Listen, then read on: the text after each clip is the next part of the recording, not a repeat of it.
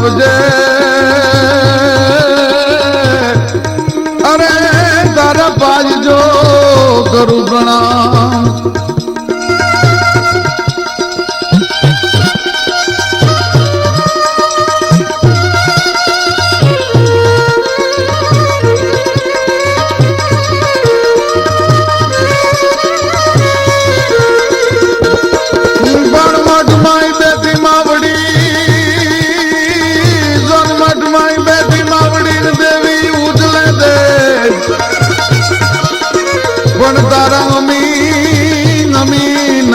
Ashapura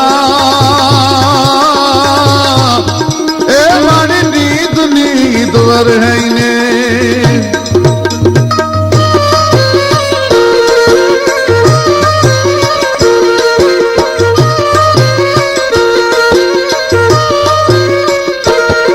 અણવાટ by દણાણ ઘોઘર નાગ નાગર મલી સિંદૂર દિલક બાલ સોવે સીધ માળા સાંકલી હે મકાજલ કાન હોલર અરે ધૂપ નગરા ધમધમે આશાપુરા તું બેર રાખે સાથ જાપે જા સમે મારી સાથ જાપે ના સમે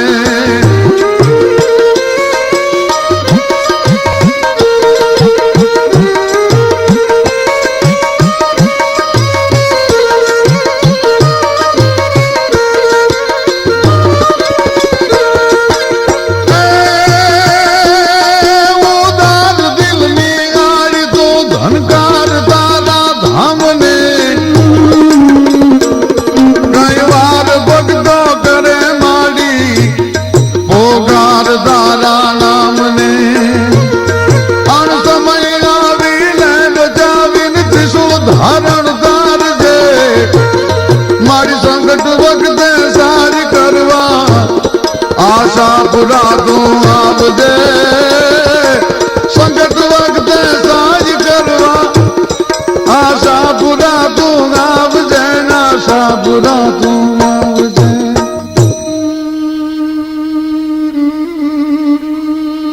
આ જગતના અણુમાં પરમાણુમાં જળમાં થળમાં ધરામાં આકાશમાં અને હિમાલયની શીતળતાથી માંડી અને રાજસ્થાનના રણની રૌદ્રતા સુધી જો કોઈ તત્વ રહેતું હોય તો એ તત્વનું નામ છે શક્તિ. આ શક્તિના બે સ્વરૂપ છે, એક શાંત અને બીજું રૌદ્ર. જ્યારે બાળકને પૈપાન કરાવતી માં હોય ત્યારે તે શાંત સ્વરૂપમાં હોય છે અને એની શક્તિ જેથી એમ કહેવાય કે હાથમાં ખડગ ધારણ કરી હમેલ ત્રાંબા જેવા ક્રોધિત નયન કરી જ્વાળામુખીના મુખમાંથી ધધકતો લાવારસ જેમ ધધકતો હોય એવું રૌદ્ર રૂપ લઈ અને અસુરોના દળ ઉપર જેથી ભગવતી ત્રાટકે તેથી દિગ્પાળોના હાથમાંથી ધરતીના છેડા છૂટવા માંડે અને જગત આખાને ભરખી જવું હોય એવું રુદ્ર મુખમંડળ લઈ અને ભગવતી નીકળી હોય એ શક્તિનું રૌદ્ર સ્વરૂપ છે. ભગવતીની એક આંખમાં અમી વસે છે અને એક આંખમાં અગન વરસે છે. જ્યારે જ્યારે અન્યાય થાય અને જ્યારે જ્યારે પાપીઓ અને દુષ્ટો અને નરાધમોનું સામ્રાજ્ય આ પૃથ્વીના હોળુડા માનવીઓને પીડવા માંડે ત્યારે ત્યારે શક્તિ અવતાર ધારણ કરે છે અને આતંકનો અંત લાવી અને ધર્મની રક્ષા કરે છે. આ શક્તિઓના કોઈ એક હાકલો હૈયાના ભાવથી કરે ત્યાં ધરાના છેડા ધ્રુજાવી અને સેવકોની સહાય કરવા વાળી, જગતનું સંચાલન કરવા વાળી પરાંબા અને જગતના ખૂણે ખૂણે બિરાજે અને તેમાંથી માનું એક સ્થાન છે ગુજરાતના કચ્છ જિલ્લાના લખપત તાલુકામાં આવેલું પંખીના માળા જેવું રૂડું અને સોહામણું ગામ, એ માતાનો મઠ.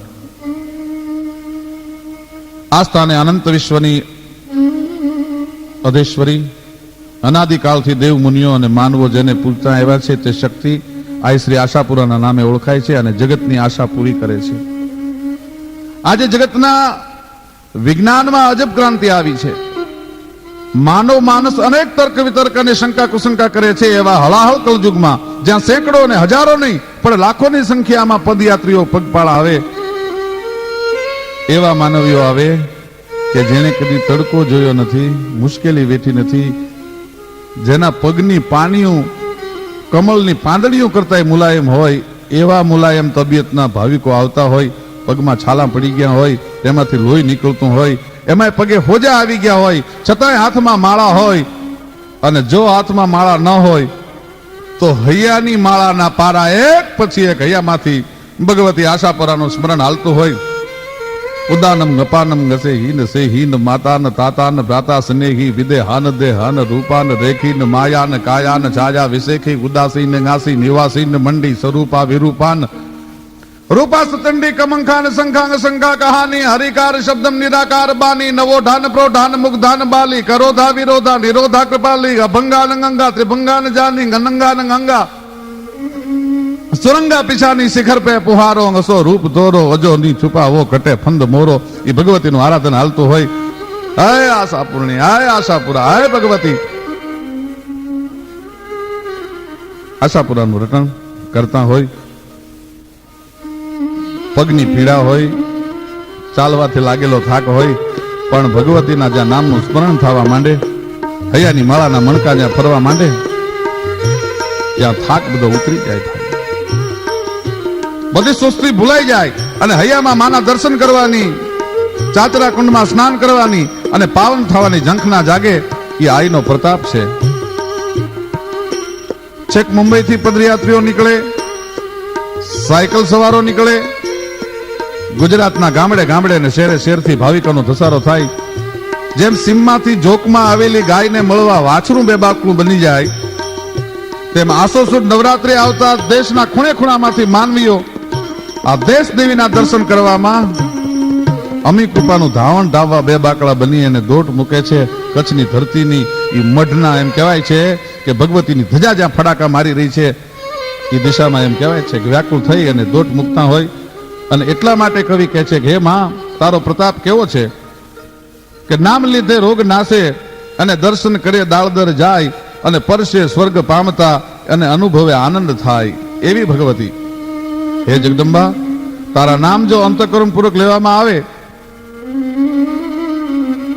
તો ગમે એવા અસાધ્ય રોગ અને મૂળમાંથી મટાડી અને કંચન જેવી નિરોગી કાયા કરી દે. અને સ્વપ્નમાં જો આઈના દર્શન થઈ જાય તો ભવની દાળદર ભાંગીને ભૂકો થઈ જાય. અને કદાચ જો આઈનો વરદ હસ્ત જો કોઈ ભાગ્યશાળી સેવક ઉપર પડી જાય તો તેના માટે આપોઆપ સ્વર્ગના દ્વાર ખુલ્લા થઈ જાય. અને અંતરમાં એકવાર નામ રટો, ત્યાં આનંદ આનંદ છવાઈ જાય. 7 સાગરની શાહી કરી, 18 બાર વનસ્પતિની કલમ બનાવી, પૃથ્વીની પોથી બનાવી અને ખુદ ગણેશજી લખવા બેસે તોય હે માં, હે આશાપુરા, તારા ગુણનો પાર ન લખી શકે. ત્યારે હું અબુધ માનવી તો શું તારા ગુણનું વર્ણન કરી શકું? પણ નાનો બાળક માને રીઝવવા જેમ કાલી ઘેલી વાતું કરે, જો બાલક કહતો તરી બાતા સુનિદ મુનિત મન પિતુ અરુ માતા.